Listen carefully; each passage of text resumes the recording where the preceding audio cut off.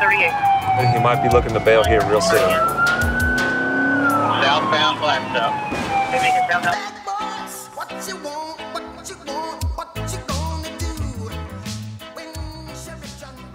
When we initially got in behind the pursuit, I think we were I don't know, doing maybe 60 miles an hour, and he was making a good effort to maintain a decent amount of speed. In the direction he was driving, we eventually found out that he was probably trying to get home. He ended up making it within 3 or 4 blocks of home. So he was driving fast enough to get there, not necessarily, you know, try to pull away with his vehicle, but he was driving fast because I think he had a place to go in his mind. And for whatever reason, I think early on in the pursuit he hit a curb or something like that, and that caused one of his tires to get a decent weak spot. And because of the speed or road conditions or whatever, that tire ended up going on him, and it shredded completely. I actually had to maneuver around it, and it caused him to start losing control of the vehicle, and the speed of the pursuit drastically reduced. He ended up making a southbound turn into a residential area.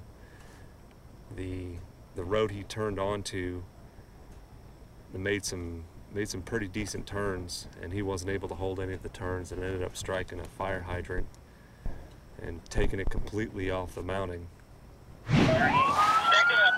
And you're checking up again. Stop, please!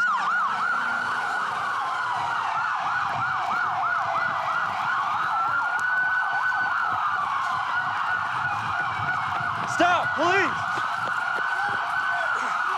Eastbound, riding from this location. Top of fences. Come through the yard. Stay on the ground. Let me see your hands.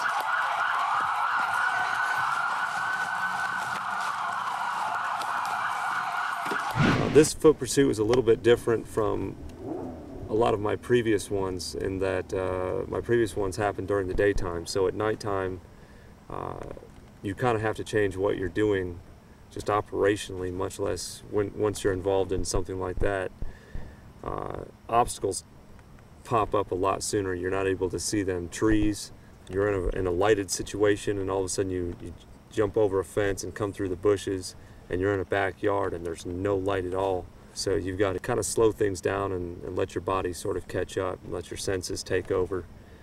That was actually how I kind of kept track of this subject, is that I actually had to slow down in the pursuit. I'd visually lost sight of him, and I had to use my ears, hear the bushes crashing, orient myself towards the bushes crashing, see them moving a little bit, and that's kind of the direction that I moved in.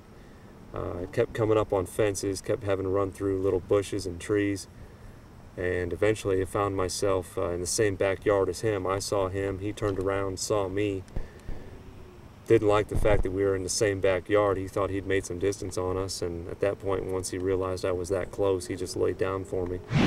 This is where the pursuit terminated. Ended up striking a fire hydrant and taking it completely off the base, it looks like. Stopped the vehicle dead cold, but as a result here, got a pretty significant amount of water heading out into the street. He made a good go of it until he lost that front passenger tire. Couldn't make any turns. Walked back to the scene of the pursuit termination, and the street was flooded with a moving, maybe ankle-deep water. So it was at 3 or 4 inches of water for a good 100, 150 yards. It kicked up a lot of water into some people's front yards and all the way down the street. I made kind of a mess of things and definitely stopped the vehicle. I hate to be the bearer of bad news, but this was not about you. You already said it yourself. His lights were already on. He was trying to get around you. He was hoping you'd pull over to the right and slow down. You were on your way somewhere else? Yeah. We're definitely going to escape based on the fact that he's got his home detention monitor and everything with him. And now he's looking at 12 years of backup time. Absolutely. So he was almost home, but didn't quite make it tonight.